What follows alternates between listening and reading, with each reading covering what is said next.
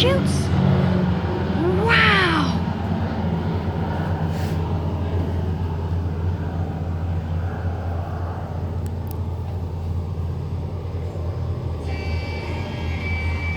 This Saturday, the 23rd of December, was the first fine day since the start of the German offensive, already a week ago. I was terribly worried for my father and my brothers and sisters who were staying at Majoret Farm, 6 kilometers east of here. The soldiers told me that the Germans had been there since the 19th. Our lot in Bastogne, without being enviable, was still far better than what people faced in neighboring villages.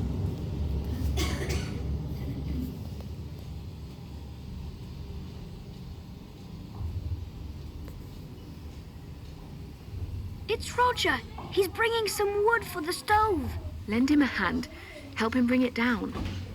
We were fortunate enough to have hastily fixed a hobo stove in the cellar. It smoked a bit, but we could use the heat it produced to cook food and not suffer from the bitter cold. I hadn't received any news from my parents since I rode my bicycle here from Noville.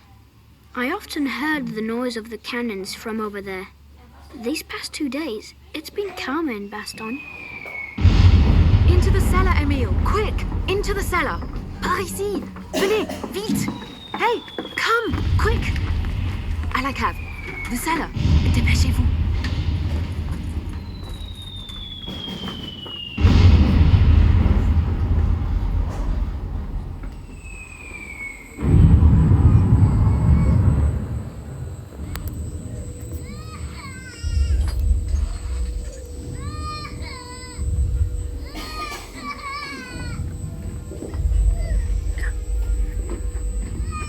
So this is a cellar now? Juliette, qu'est-ce qui se passe aussi? Louis, van voorheen qu'on lit d'un amoyer, saluez bien préto. Juliette, attention, j'ai blessé. What did she say? She said she doesn't like your traveling companion. Tell her he's my prisoner of war, and he'll be treated like one. We mustn't blame them. We have seen quite a bit of the Germans lately.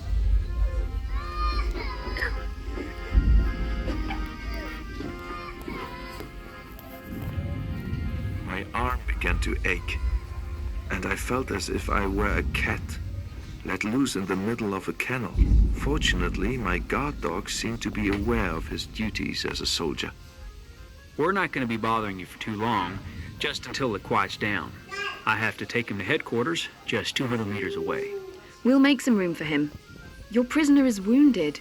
I'll see what I can do. Allez, Bill, tu ne connais pas d'autre. Raconte beaucoup de choses quand même, hein. T'es sûr. Emile couldn't bear the noise of the shells any longer, nor the dreadful hissing before they exploded. For 6 days, we listened to the same hackneyed old tune about the seaside. Emile dreamed of the sea. Looks like it's moving away. As soon as you finish dressing the lieutenant's wound, we'll leave. No, the sky is clear, just like it was last night. The bombing will continue. You should stay until tomorrow and regain your strength. And him as well. He needs to sleep. And then you can't say no to a good soup. The last word, soup, won me over. We hadn't eaten anything that you could really call food for 8 days. And looking at the smile on the lieutenant's face, he wasn't going to say no either. We ate potatoes for every meal, carrots as well, and sweet. We took turns going to look for meat in the minor seminary. There were 20 of us trying to survive on the cafe's reserves, and provisions were dwindling away. We were also low on petroleum, and we lit only one lamp during the day and stayed in total darkness during the night. I slept on the potatoes with my accordion. My bed grew thinner with every meal. We weren't able to wash at all, and after 8 days, everyone started scratching themselves. Miss Mathilde said that we weren't the worst off because we had something to eat, a stove, an area German, though we actually did have one. The smell of the soup brought me back to my childhood. The young lady who had welcomed us, Mathilde, had gently cleansed my wound. The bullet had passed through without lodging in my arm. Everyone was brave for not having left. Some of the elderly people seemed ill and needed to be cared for. And young Emile, I saw myself in him. At his age, practicing my cello. That was so long ago. Majoret. Have you any news from the village of Majoret? Which sector are you in? We're between Bastogne and Boisjacques. The Jerrys have Majoret under their control. Sorry. And Neuville? Also under German control. The front line stops at Foix. Things are pretty shaky down there. Your family isn't with you? I carried a few messages by bicycle for the resistance, and since the liberation, everyone knows. Even the friends of the Germans.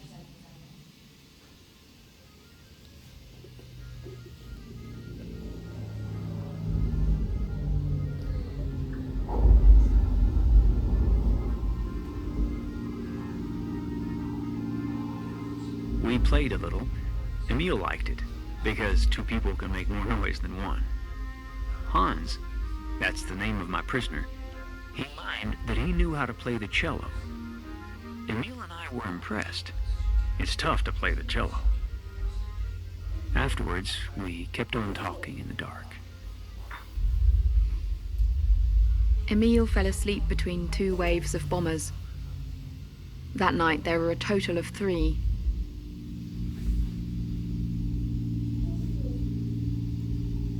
The cellar woke up with the glow of the gas lamp.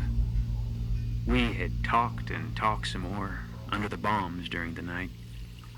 I don't remember which one of us 3 fell asleep first. Probably me.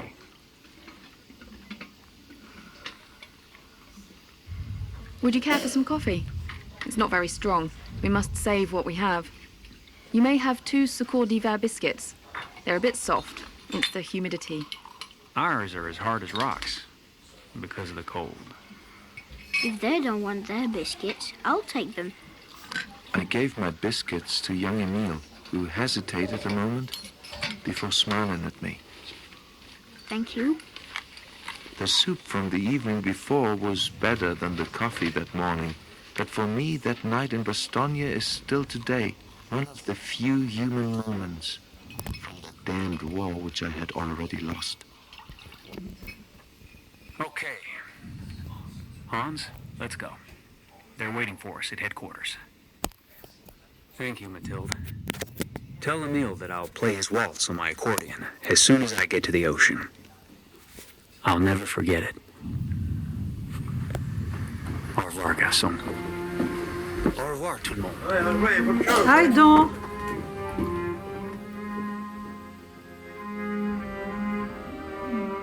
Robert and Hans left to meet their fate, walking carefully along the icy pavements. Bastogne was in ruins, and black smoke rose from its ashes. Roger, our delivery boy, arrived, distraught. He told me that Emile's parents had died, his mother during the bombing, and his father, shot by the Germans with 7 other hostages, because they had found a radio hidden in the steeple of Neuville. I went down to the cellar to speak with Emile. He looked at me in disbelief for a few heavy seconds, and then all he could say was, But we were going to ride our bicycles to the sea. When this war ends, my son, you and I shall go to the sea.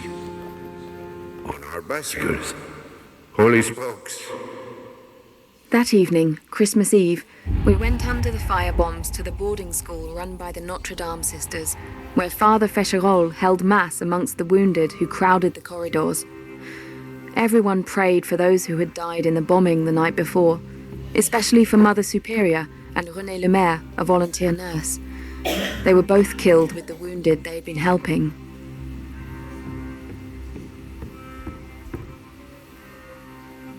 Miss Mathilde! Patton! The Americans! On Bastogne Road! Our Christmas present came late, on the afternoon of the 26th, with the 3rd Army of General Patton.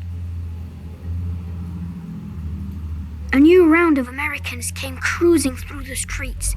They replaced the Americans who were exhausted from fighting for 8 days. The Red Cross followed them and tended to the wounded, the soldiers as well as the Belgians. Patton's presence reassured us, but it would still take another 3 weeks of bombs to break the stranglehold on Bastogne, and 5 more weeks before this offensive ended. Every liberated city and village showed how much it had suffered. Saint-Lay, Marville, Ouardin, Aufalise, La Roche, Malmedy, Saint-Vite, Chenogne, Arloncourt, Noville, Longvilly, Foix, Mont de Saint-Étienne, and many others. The locals emerged starving from their cellars, ill with scabies, covered with lice and emaciated from dysentery. They had lived under fire for over a month, terrorized by the vindictive Germans, in the darkness and the cold of a freezing winter.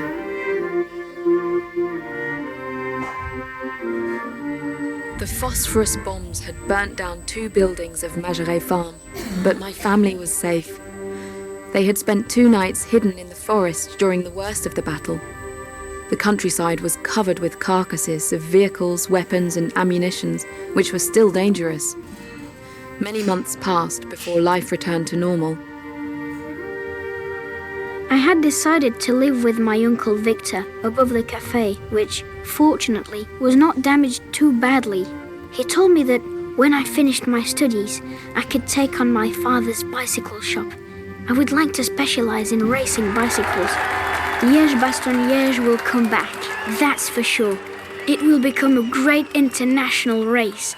And as my father used to say, in our family, the bicycle is a great gift. Holy handlebars. School resumed as quickly as possible in the temporary camp. There were 3 students missing from my class. For my first lesson, we read and translated a text written in German on the blackboard of a school in a village near Bastogne. It read,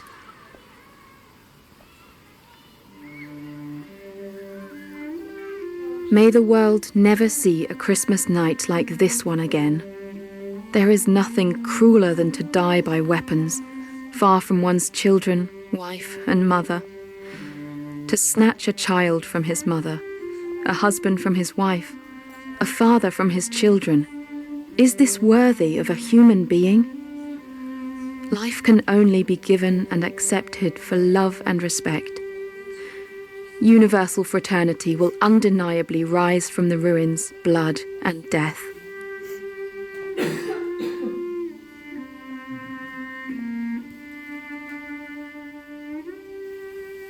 The next day, after draping a Belgian flag and an American flag across his handlebars, Emile Mostad, 13 years old, left with his bicycle, his accordion on his back, and headed for the sea.